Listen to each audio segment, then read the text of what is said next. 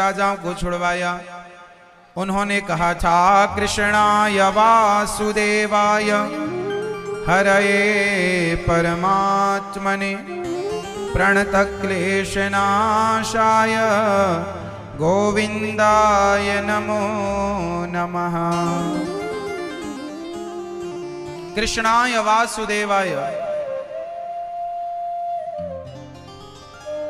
भागवत जी का यह श्लोक जो याद करके नित्य इसका पाठ करता है उसके जीवन में कभी कोई संकट नहीं आता, हर संकट से बचाने वाला श्लोक है। बोलो मेरे संग, कृष्णाय वासुदेवाय। बोलो, कृष्णाय वासुदेवाय हरये परमात्मने प्रणतक्लेशनाशाय गोविंदाय नमो नमः। भगवान ने जरासंध का भीम भैया के द्वारा उद्धार कराया। शिशुपाल की मुक्ति 100 गालियां देने के बाद भी भगवान ने क्षमा किया शिशुपाल को और उससे सदगति की उसकी। शिशुपाल ने कितनी गालियां दी भगवान को? 100। धर्मराज युधिष्ठिर के यज्ञ में भगवान सेवा करते हैं, शाल्व पर कृपा करते हैं और सुदामा पर भगवान विशेष कृपा करते हैं। सुदामा जी भगवान के परम भक्त थे। कृष्णस्यासीत् सखा कश्चित् ब्राह्मणो ब्रह्मवित्तमः विरक्त इंद्रियार्थेषु प्रशांतात्मा जितेन्द्रियः। सुदामा, बताओ सुदामा अमीर थे कि गरीब थे? बोलो मैया, ओ मेरी मां, सुदामा कैसे थे? गरीब थे। आपके हिसाब से, मेरे हिसाब से गरीब नहीं थे। सुदामा सब इस संसार के सबसे अमीर व्यक्ति हैं। सुदामा कैसे? अरे जिनका सम्मान खुद भगवान करते हो, जिनके लिए भगवान अपनी सिंहासन दौड़कर जिन्हें हृदय से लगाते हो, वो भगवान का मित्र, भगवान का भक्त गरीब कैसे हो सकता है? बताओ सुदामा के पास कौन सा धन था? उत्तर दो। सुदामा जी के पास कौन सा धन था? आप लोग कहते हैं जिसके पास पैसा हो वही धनवान है। हमारे हिसाब से पैसे वाला व्यक्ति धनी नहीं होता। मीराबाई कहती हैं, पायो जी मैंने राम रतन धन पायो। जिसके पास भक्ति और प्रेम का धन है वही सबसे अमीर है। जिसके पास भक्ति का धन नहीं, आपके सारे धन दौलत यहीं रह गई, क्या लेकर जाओगे? अरे जाने के लिए कुछ तो तैयारी करो। और जाने वाला धन है, पायो जी मैंने राम रतन धन पायो। तो राम नाम का धन जाएगा, वो कितना है? सुदामा के पास वो ज्यादा था, कागज के टुकड़े नहीं थे। आप लोग कहते हैं गरीब थे, अरे गरीब नहीं थे। सुदामा जैसी अमीरी किसके पास होगी? ब्रह्मा के लिए भगवान अपना सिंहासन छोड़कर दौड़ नहीं लगाते, पर सुदामा के लिए सिंहासन छोड़कर दौड़े हैं। सुदामा जैसा भक्त कहां होगा?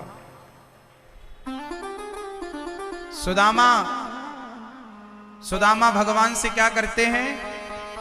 प्रेम। जो खाते हैं भोग लगाते हैं। हर समय श्री कृष्ण का स्मरण करते हैं। अपना पालनहार वो भगवान को मानते हैं। कुचैलम मलिनम क्षामम ध्वजम धमनि संततम। फटे पुराने कपड़े पहनते हैं और जीवन गुजारते हैं। शिकायत नहीं करते कि प्रभु आपने ये नहीं दिया, वो नहीं दिया। जैसी जिंदगी है प्रसन्नता से, प्रशांतात्मा प्रसन्नता से अपने जीवन का निर्वहन करते हैं श्री सुदामा जी। सुदामा जी के एक मित्र थे, वो एक राजा के यहां गाया करता था। एक दिन सुदामा से बोला कि सुदामा चलो तुम राजा की प्रशंसा करना, राजा तुम्हें धन देगा। सुदामा ने कहा नहीं, मेरी वाणी कृष्ण के सिवा किसी की प्रशंसा नहीं कर सकती, क्योंकि प्रशंसा करने के योग्य यदि इस धरती पर कोई है तो भगवान है। मैं अपनी वाणी किसी की प्रशंसा, किसी व्यक्ति विशेष के लिए मेरी वाणी नहीं है। मेरी वाणी गुणगान करेगी तो केवल कृष्ण का, किसी का नहीं। सुदामा सारी जिंदगी गरीबी में रहे। आप लोगों के सामान्य दृष्टि से पत्नी सुशीला है, कुछ बच्चे हैं सुदामा जी के, खाने को रोटी नहीं है, लेकिन हर समय भगवान का चिंतन, भगवान का चिंतन। भगवान परीक्षा लेते हैं साहब। जीवन में गरीबी आए तो परेशान ना होइएगा। अच्छा, गरीबी आनी जरूरी है कि नहीं? भगवान करे आपको जीवन में गरीबी ना आए, लेकिन गरीबी के बिना ना, गरीबी बहुत कुछ सिखाती है। अपने कौन है, पराये कौन है, ये गरीबी बताती है। रोटी की कीमत क्या है, ये गरीबी बताती है। बहुत कुछ सिखा जाती है गरीबी, लेकिन होती बड़ी दर्दनाक है। कहते हैं देने वाले किसी को गरीबी ना दे, जान ले ले मगर बदनसीबी ना दे। गरीबों का मजाक उड़ाया जाता है, अपमान किया जाता है, जलील किया जाता है। इसलिए भगवान किसी को गरीबी ना दें।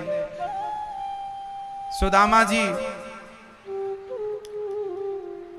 गरीब हैं सामान्य दृष्टि से, हमारे हिसाब से वो अमीर हैं। इसलिए आप लोगों से एक बात कहूं मेरी मां, हर परिस्थिति में प्रसन्न रहना सीखिए। हानि लाभ स्थितियां परिस्थितियां सबकी बनती और बिगड़ती रहती। हर समय प्रसन्न रहकर ईश्वर का धन्यवाद दिया जाए कि हे गोविंद, जितना है प्राप्त जो है पर्याप्त है। हमारी इच्छाएं हमें रुलाती हैं, परेशान करती हैं। सुदामा जी की कोई इच्छा ही नहीं थी। आप में से कितने लोग दुखी हैं? जरा हाथ उठाओ। जो दुखी हैं वो हाथ उठाएंगे।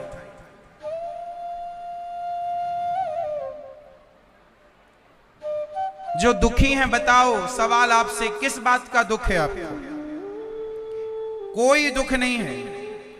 आपकी जरूरत से ज्यादा इच्छाएं आपको दुख देती हैं। यदि सोचो कि आपके अंदर कोई इच्छा ना हो, कल्पना करो कि आपके अंदर कोई इच्छा ना हो, बताओ फिर आप दुखी होंगे?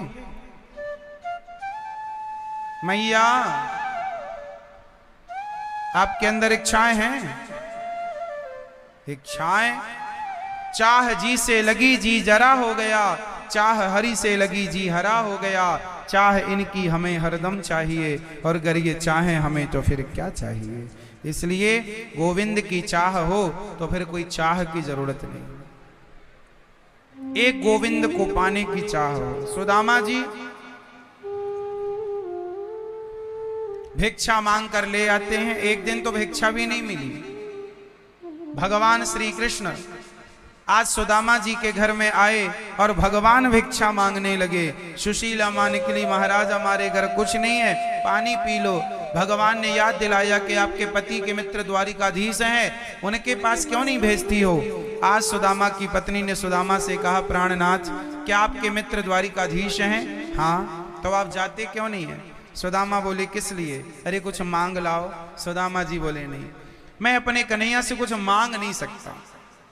मैं अगर मांगूं तुझे तुम ना देना मुझे, वरना प्रेमी नहीं मजदूर हो जाऊंगा। मांगने वाला मजदूर होता है साहब, प्रेमी मांगता नहीं। प्रेम मांगता थोड़ी है। जो मांगते हैं वो प्रेमी नहीं होते, और जो प्रेमी होते हैं वो मांगते नहीं। बड़ी परिभाषाएं हैं, अब आप कितना समझें कितना ना समझें विषय अलग है। सुदामा जी बोले, नहीं जा सकता मैं मांगने। अच्छा, मांगने मत जाओ तो दर्शन करने के बहाने चले जाओ। हाँ, मैं दर्शन की अभिलाषा से जा सकता हूँ। 4 मुट्ठी चावल खाली हाथ कैसे जाएं? 4 मुट्ठी चिवड़ा दे दिया, 4 मुट्ठी चावल सुदामा जी लेकर चले। और सुदामा को पता नहीं था कि द्वारिकाधीश कहाँ रहते हैं, कन्हैया कहाँ है, किस प्रकार मिलेंगे। चल पड़े। चल पड़ना हमारा काम है, गोविंद के लिए मंजिल तक वो खुद पहुंचाएगा। उसे पता है कि मेरे भक्त को कहाँ पहुंचाना है। विश्वास रखो, चल पड़ो।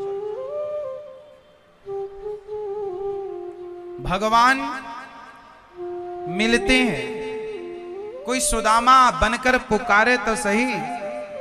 सुदामा जी चले, चलते चलते चलते चलते एक जंगल में एक पेड़ के नीचे सुदामा जी बैठ गए, सोच विचार में पड़े थे। तभी वहां से एक गाड़ी लेकर एक गाड़ी वाले गुजरे।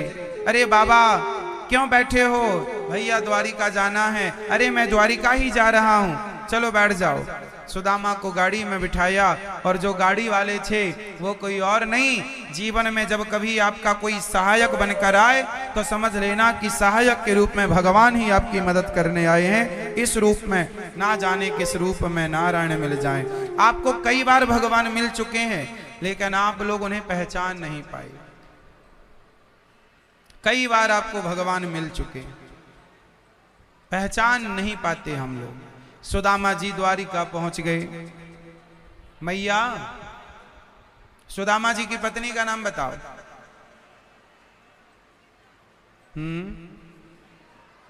क्या दिया था सुदामा जी को?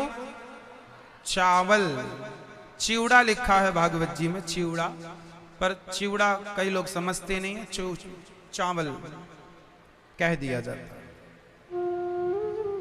चिवड़ा मतलब पोहा, चावल सुदामा जी लेकर चले हैं।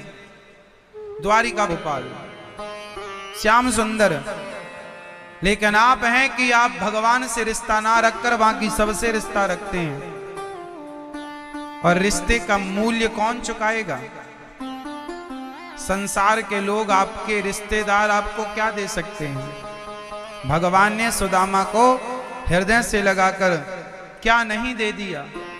मुट्ठी भर चावल खाकर क्या नहीं दे दिया? इतना सा लेकर इतना कुछ देने की ताकत किसी के अंदर है तो भगवान की, भगवान के अंदर। और सुदामा ने तो कभी कुछ मांगा ही नहीं था। अच्छा बताओ, भगवान से मांगना सही है या गलत है? जोर से। मैया, ओ मेरी प्यारी मैया, मैया बताओ, भगवान से मांगना। मैया, ओ मोबाइल वाली मैया, ध्यान ना दो तो पंचायत चालू है। मैया बताओ, भगवान से मांगना सही है या गलत है? उत्तर दो जल्दी जल्दी, अपने अपने हिसाब से बोलो। भगवान से मांगना सही है या गलत है? सही है। ये मैया कह रही है सही। आप क्या कह रहे हैं? सही है। आप क्या कह रहे हैं? सही है। आप क्या कह रहे हैं? सही है। आप बताओ, भगवान से मांगना सही है या गलत है? बोलो। गलत है तो किससे मांगना सही है?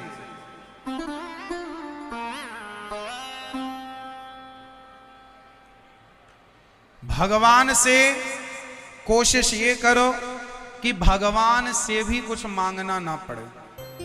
फिर आप कहेंगे महाराज भगवान से नहीं मांगे तो किससे मांगे? एक बात बताओ, क्या छोटा सा बच्चा कभी अपनी मां से दूध मांगता है?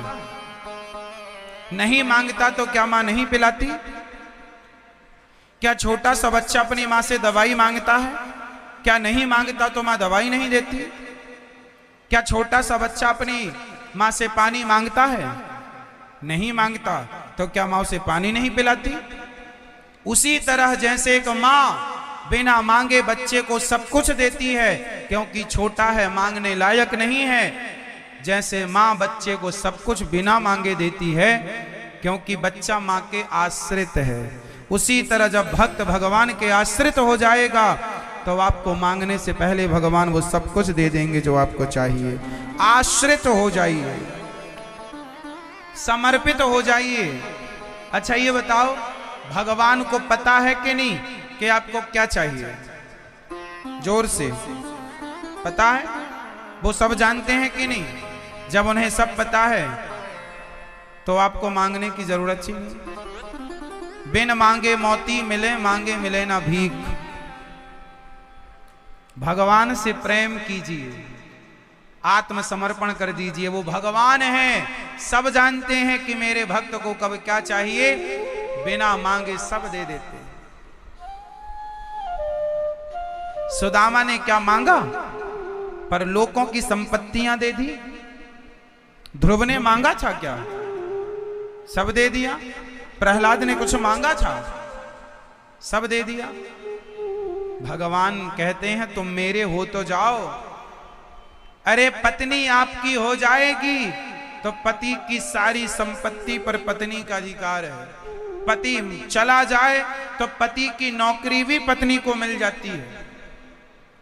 पति का बैंक बैलेंस पत्नी का हो जाता है। पति की प्रॉपर्टी पत्नी की हो जाती है। यदि पत्नी पति की हो गई तो जब सिद्धांत संसार का ऐसा है कि आप किसी के हो गए तो उसका सब कुछ आपका, आप भगवान के हो तो जाओ, भगवान की सारी संपत्ति आपकी हो जाएगी। आप भगवान के बनो तो पहले आप भगवान से मांगते हैं। भगवान को मांगना सीखिए। एक बेटा वो है जो पिता से मांगता है, एक वो है जो पिता को मांगता है। कौन सा बेटा अच्छा है, पिता से मांगने वाला या पिता को मांगने वाला? जोर से, जोर से। पिता से, पिताजी तुम पैसे हमें दे दो, तुम हरिद्वार जाओ मरो, ये तो पिता से मांगना हो गया। और पिता को मांगना ये हुआ कि पिताजी आप आओ, हम आपकी सेवा करेंगे। तो पिता से मांगना ठीक नहीं है, पिता को मांगना सही है। भगवान से मांगना ठीक नहीं है, भगवान को मांगना ठीक है। सुदामा ने कुछ नहीं मांगा, भगवान ने सब दे दिया। ऐसे सुदामा मुट्ठी भर चावल के बदले रुक्मणी जी ने प्रणाम किया। भगवान ने नेत्रों के जल से चरण धोए, पूजा की। भगवान ने सुदामा जी का आदर सत्कार आतिथ्य किया और प्रेम पूर्वक सुदामा जी को विदा किया। सुदामा जब गए, सुदामा का पूरा नगर, पूरा भवन सोने का, और सुदामा बूढ़े थे तो बूढ़ा आदमी सोने का करेगा क्या, तो सुदामा जी को भगवान ने जवानी भी दी। सुशीला और सुदामा दोनों, सुदामा जी हो गए 20 साल के, सुशीला मैया हो गई 18 साल की। जवानी दी, क्योंकि धन यदि बुढ़ापे में मिला तो उसका सुख तो मिल ही नहीं पाएगा भाई, सुख तो जवानी में मिलेगा। इसलिए जवानी भी दी, धन दिया ऐसा नहीं, अवस्था भी बदल दी, युवावस्था दे दी। और दोनों प्रसन्न चित्त से अनंत समय तक सुख भोग कर सुदामा और सुशीला भगवत धाम को चले गए। अंत में भगवत चिंतन करते हुए, संसार का सुख लेना बुरा नहीं है। पत्नी में, पत्नी के पास रहो, पति के पास रहो, परिवार के पास रहो, जिम्मेदारियां पूरी करो, काम करो, पैसा कमाओ, पर हर काम करते हुए भगवान को याद रखो कि हे नाथ मैं आपको कभी, हे नाथ मैं आपको कभी, भगवान को भूल जाना कष्टप्रद है, दुखप्रद है, दुख देने वाला। इसलिए भगवान को याद रखना ही सुख है, भगवान को भूल जाना ही। इसलिए काम करते रहो, नाम जपते रहो, मन से गोविंद गोपाल, भगवान का चिंतन करते रहो। सुदामा जी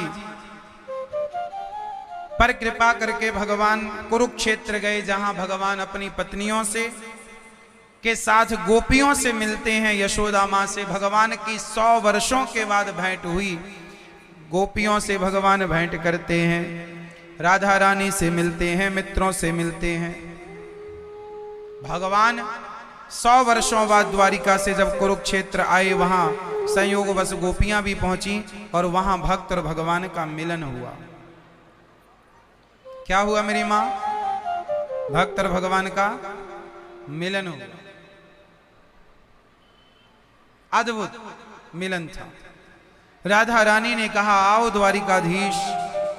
कन्हैया बोले राधा ऐसे ना कहो, आप हमें भूल ही गए हैं। राधा कोई अपने क्या श्वास लेना भूल सकता है? तुम हमारी श्वास हो, तुम हमारी प्राण हो। चर्चा हुई है, कृष्ण और राधा दोनों मिले हैं कुरुक्षेत्र में, और मां रोहिणी ने भगवान श्री कृष्ण की पत्नियों को भगवान की बाल लीलाएं सुनाई। कृष्ण के जाने पर गोपियों की हालत क्या हुई। माता रोहिणी ने एक कमरे में सबको बिठाया, बड़े सी जगह पर, द्वार पर बलभद्र और सुभद्रा और श्री कृष्ण को खड़ा किया गया। और माँ रोहिणी ने जब गोविंद की चर्चा सुनाई कि किस प्रकार कृष्ण का जन्म हुआ, कैसे बाल लीलाएं की, कैसे वो घर घर जाकर मटखन चुराते, मटकी तोड़ते, किस प्रकार गिरिराज जी को उठाया, किस प्रकार जब श्री कृष्ण छोड़ कर गए तो गोपियों की और यशोदा की और हम सब की क्या हालत थी ब्रजमंडल की। जब पूरी बात सुनाने लगे ना तो उस प्रेम को सुनकर सब रोने लगे, कृष्ण के वियोग को सुनकर। और जब भगवान श्री कृष्ण ने सुना कि मेरे बाद, मेरे जाने के बाद मेरी गोपियां इस तरह तड़पी, इस तरह रोई, तो भगवान श्री कृष्ण का शरीर पिघलने लगा, हाथ पांव पिघलने लगे। जैसे अधिक ताप में लोहा पिघल जाता है, सोना पिघल जाता है, ऐसे अधिक ताप में शरीर पिघलने लगा। नारद जी आए, रोहिणी माँ बंद करो अपनी कथा। बंद की गई, क्या हुआ? बोले देखो कन्हैया को क्या हो गया। हाथ पिघल कर पानी होकर बह गए, आंख पानी बनकर बह गई, शरीर के अन्य अंग पानी बनकर बह गए। रोहिणी माँ ने देखा, अरे कन्हैया ये क्या हालत हो गई, कैसे वैद्य को बुलाऊं, कैसा उपचार कराऊं। माँ मेरा कोई उपचार नहीं है, इस प्रेम के ऋणी बन करके मैं यूं ही गोपियों के प्रेम में हाथ पसारे खड़ा रहूंगा और भगवान का वही पिघला शरीर कहीं गया नहीं। भगवान बोले मैं खड़ा होकर अपनी गोपियों के इस प्रेम का ऋण चुकाऊंगा। भगवान का आज वही पिघला हुआ शरीर जगन्नाथ भगवान के नाम से जाना जाता है, इसलिए जगन्नाथ जी के हाथ नहीं है, हाथ नहीं है, पिघल गए, शरीर के अंग पिघल गए और वो प्रेम के प्रतीक बन करके आज जगन्नाथ जी के रूप में खड़े हैं। गोपियों का इंतजार है, जगन्नाथ जी तो हाथ पसारे खड़े हैं, तुम ही जाओ तो भगवान गले लगाएं। ऐसे जगन्नाथ जी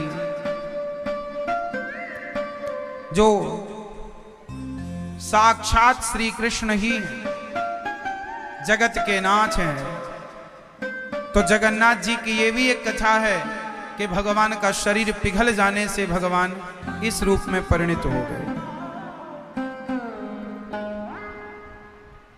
उसके बाद भगवान जब द्वारिका गए तो माता देवकी ने भगवान से कहा कि हमारे पुत्र जो कंस ने मार दिए हैं वो हमें लौटाओ, क्योंकि तुम भगवान हो। तब भगवान ने माता देवकी के वो 6 पुत्र लौटाए जो कंस ने मार दिए थे। इसलिए भगवान की माता तो देवकी भी है, भगवान की माता तो यशोदा भी है, पर आप ज्यादा नंबर किसे देंगे, यशोदा माँ को या देवकी माँ को? बताओ। यदि आपको ज्यादा नंबर देने को कहा जाए कि इन दोनों माँओं में किसी माँ को ज्यादा नंबर दो, तो आप किसे ज्यादा नंबर देंगे, देवकी माँ को या यशोदा माँ को? क्यों यशोदा को? क्यों? क्योंकि यशोदा माँ ने कृष्ण के सिवा किसी को नहीं चाहा, जबकि देवकी माँ ने कृष्ण जैसे बेटे को पाकर भी अपने मरे हुए बेटों को चाहा है। वो कृष्ण के सिवा अपने किसी और उन पुत्रों में मन लगा है। माँ है ना, कृष्ण को पाने के बाद किसी को पाने की जरूरत नहीं है, लेकिन देवकी माँ ऐसी माँ है कि कृष्ण को पाकर भी अपने मृत पुत्रों को पाना चाहती है, इसलिए वो श्रेष्ठ माँ नहीं है। श्रेष्ठ माँ ठीक है, पर वो भक्तों की श्रेणी में श्रेष्ठ भक्त, भक्तों की आचार्या है माता यशोदा। माता यशोदा केवल माँ है ऐसा नहीं है, माँ यशोदा कृष्ण की, भगवान की सबसे बड़ी भक्त है। सिर्फ माँ है ऐसा नहीं, माँ तो बहुत है, यहां बहुत सारी माँ बैठी हैं, लेकिन धन्य है माँ यशोदा। भृगु जी ने ब्रह्मा शिव जी की जाकर परीक्षा ली, उनके क्रोध की परीक्षा ली, क्रोध आ गया। भृगु जी ने भगवान की छाती पर लात मारी, भगवान ने उनके चरणों को पकड़कर कहा, भृगु जी मेरी छाती बड़ी कठोर थी, आपके चरण बड़े कोमल थे, कहीं चोट तो नहीं आई। ऐसे भगवान जो परम दयालु, परम कृपालु, भगवान कितने दयालु हैं। भृगु जी ने लात मारी, भगवान ने क्षमा कर दिया। भृगु जी लात मारते हैं ना, तो भगवान के हृदय में सदा लक्ष्मी जी का वास होता है। लक्ष्मी जी को लात लगा, लक्ष्मी जी गुस्सा होकर चली गई। फिर वो भगवान इस कलयुग में तिरुपति बालाजी के रूप में प्रकट हुए और फिर उन्हें लक्ष्मी जी प्राप्त हुई। फिर भगवान के जो पुत्र हैं सांब, एक दिन वो कुछ संत आए, प्रभास क्षेत्र की बात है। एक बार संत आए तो संतों का सबका रहने खाने की व्यवस्था हुई। तो सांब पेट में कपड़ा बांधकर संतों की परीक्षा लेने चला गया। महाराज जी, हमारे पेट में बेटा है कि बेटी? संतों ने कहा, तुम पुरुष हो और बहू बनकर घूम रहे हो, जाओ हम श्राप देते हैं, ना तुम्हारे पेट में बेटा है ना बेटी, तुम्हारे वंश को नाश करने वाला मूसल है। अपमान करते हो संतों का। श्राप मिल गया और कपड़ा हटाकर देखा, मूसल निकला, चूर्ण करके समुद्र में फेंक दिया। एक कील बच गई, जरा सी फेंक दी तो मछली निकल गई। मछुआरे ने पकड़कर उसे फाड़ा तो कील निकली उसके पेट से, उसे अपने बाण में लगा लिया। जरा नाम के व्याध ने। इसके बाद संतों का अपमान हो जाने के बाद, श्राप लग जाने की ये बात बच्चों ने छिपा ली और भगवान श्री कृष्ण को कुछ नहीं बताया कि इस वंश को आपस में लड़के मरने का श्राप लग गया है। अब नव योगेश्वरों का संवाद है भागवत जी में, दिव्य ज्ञान है, जो ज्ञान लगभग 7 दिन तक हमने विस्तार से आपको वही सुनाया है। हर बात आपने समझी है। यदि इनमें से एक भी बात आपके गले उतर जाए, चरितार्थ कर लो तो नहीं अपार हो जाएगी। ज्ञान को सुन लेने से काम नहीं होता मेरी मां। ज्ञानी हो जाना बड़ी बात नहीं है, उस ज्ञान को चरितार्थ कर लेना बड़ी बात है। सुदामा जी ज्ञानी नहीं थे। सुदामा जी के पास जितना ज्ञान था उस ज्ञान को वो चरित्र में उतारते थे, उस ज्ञान पर जीते थे, चलते थे उस ज्ञान के आधार पर। कोरे ज्ञानी नहीं थे। 24 गुरुओं की चर्चा है भागवत जी में। दत्तात्रेय जी ने कितने गुरु बनाए? 24। कौन कौन से? पृथ्वी, वायु, अग्नि, पृथ्वी,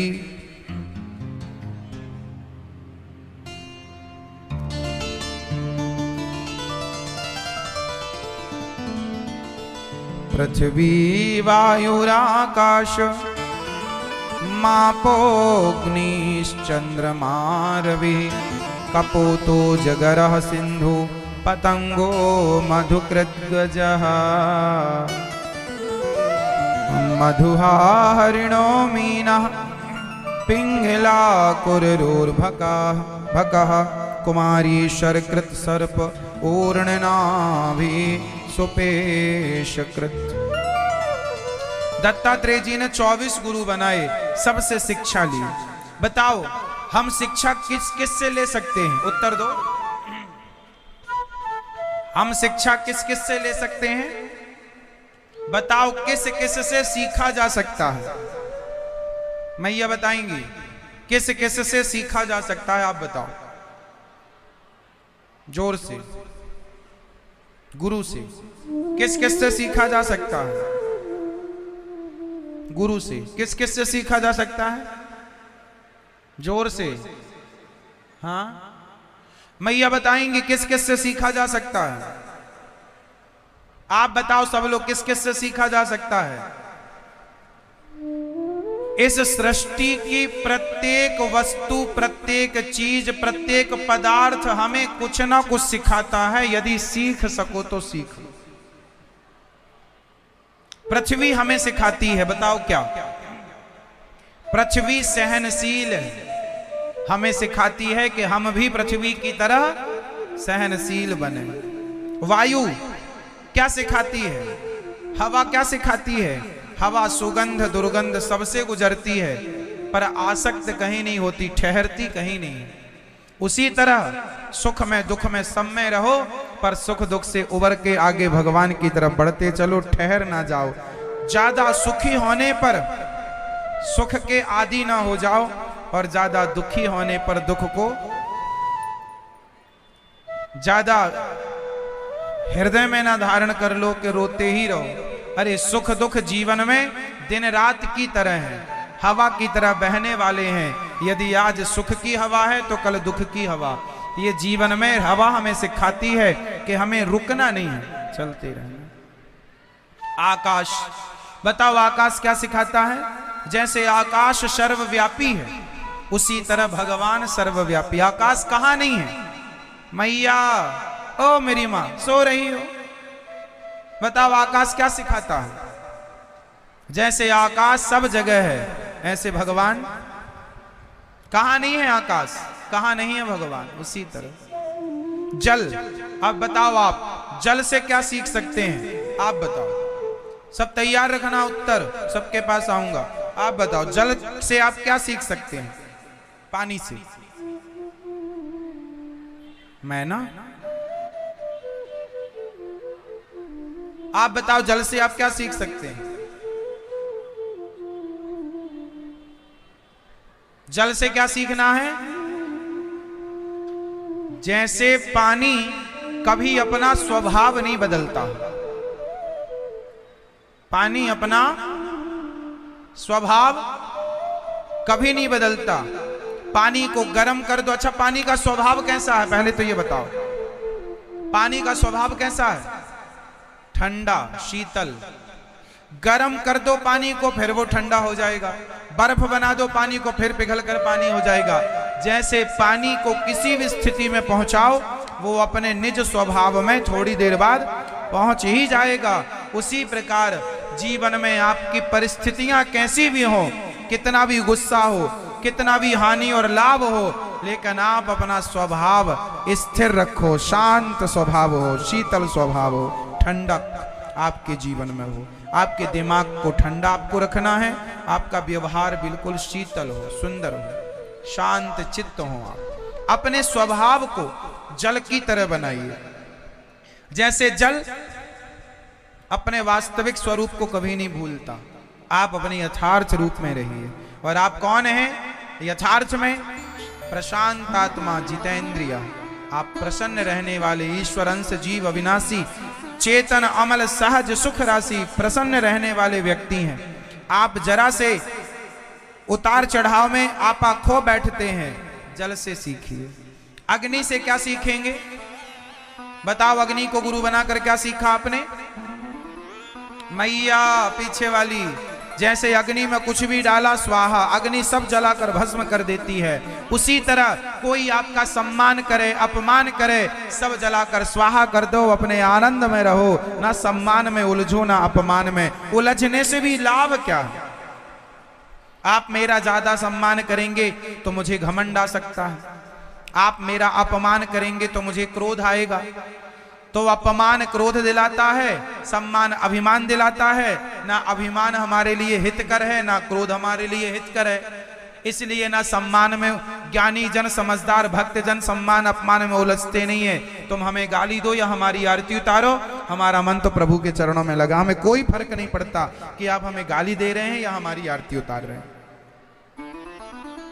इन सारी चीजों से ऊपर उठना सीखिए। यदि सम्मान अपमान में उलझे रहेंगे तो जिस विधाता को पाने आए हैं उसको पाने में यही तो बाधाएं हैं, अपमान या सम्मान। ओ मेरी बहन, ध्यान से सुनो। चंद्रमा, बताओ चंद्रमा से आपने क्या सीखा? मैया, चंद्रमा क्या सिखाती है? जैसे चंद्रमा घटता बढ़ता नहीं है, चंद्रमा की कलाएं घटती बढ़ती हैं। चंद्रमा पूर्णिमा को पूरा होता है और अमावस्या को गायब, प्रतिपदा को जरा, द्वितीया को जरा बड़ा, तृतीया को और बड़ा, चतुर्थी को, पंचमी को, अष्टमी का अलग, नवमी का अलग। चांद घटता बढ़ता है कि नहीं? हाँ या ना? बोलो हाँ या ना? जैसे चांद, चंद्रमा घटता, चंद्रमा चंद्रमा है, चंद्रमा की कलाएं घटती और बढ़ती हैं, चंद्रमा नहीं घटता बढ़ता। उसी तरह शरीर घटता बढ़ता है। आपके शरीर में एक चीज है जो जन्म से लेकर आज तक ज्यों की त्यों है, बताओ वो क्या है? जल्दी बताओ। मैया बताएंगी, पीली मैया। ओ मेरी मां, मैं जो कह रहा हूं सुनो ध्यान से, फिर उत्तर देना। बताओ आपके शरीर में वो क्या है, आपके भीतर जो जन्म से लेकर आज तक ज्यों की त्यों है, ना घटी ना बढ़ी, बताओ क्या है वो?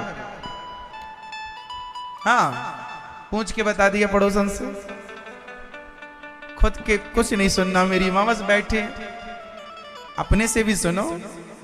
कब तक दूसरों के आश्रित रहोगी? खुद का ज्ञान काम आता है, पड़ोसी पड़ोसन का नहीं आता। इसलिए खुद के पास आंसर देने की क्षमता हो। हमारे शरीर में एक चीज है जो जन्म से लेकर आज तक एक है, ऐसी की ऐसी है। वो क्या है? सिर्फ आत्मा। बाकी सब चीजें घटती और बढ़ती चली जा रही हैं। शरीर आपका घटा और बढ़ा। देखो ना, जन्म लिया था तब इतना सा शरीर था, जवानी आई बड़े और बड़े, अब इतने ऐसा शरीर हो गया आपका। आपके बचपन की फोटो और आज की फोटो मिला लेना, सब कुछ अलग है। हाँ या ना? फिर तो जैसे चंद्रमा की कलाएं घटती बढ़ती हैं, चंद्रमा नहीं, उसी प्रकार आत्मा स्थिर है, आत्मा एक सी है। आत्मा, मैं आत्मा हूं, मैं वही हूं जो जन्म लिया था। मेरा शरीर घटता बढ़ता चला गया, इसलिए शरीर नहीं हूं मैं आत्मा हूं, मैं आत्मा हूं का बोध कराती है चंद्रमा। ये गुरु बनाकर सीखा। सूर्य को गुरु बनाकर क्या मिलती है शिक्षा, बताओ? सूर्य से आप लोगों ने क्या सीखा? जैसे सूर्य का प्रकाश सब पर एक सा पड़ता है, ना वो जात पात देखता, ना ऊंच नीच देखता, सबको बराबर प्रकाशित करता है। इसी प्रकार आप समाज में रहिएगा। आप कितने भाई हैं? कोई आपसे पूछे आप कितने भाई हैं, भैया बताओ आप कितने भाई हैं? भैया बताओ आप कितने भाई हैं? 3। आप कितने भाई हैं दादाजी? 1 2 3 4 5 कितने? भैया बताओ, सब लोग बताओ कितने भाई हैं आप लोग? कितने भाई? आप कितने भाई? कोई कह रहा 2, कोई कह रहा 1, कोई कह रहा 4, कोई कह रहा 5। पर समझने की बात यह है कि हम 4 भाई हैं सब लोग। कैसे 4? ब्राह्मण, क्षत्रिय, वैश्य और शूद्र।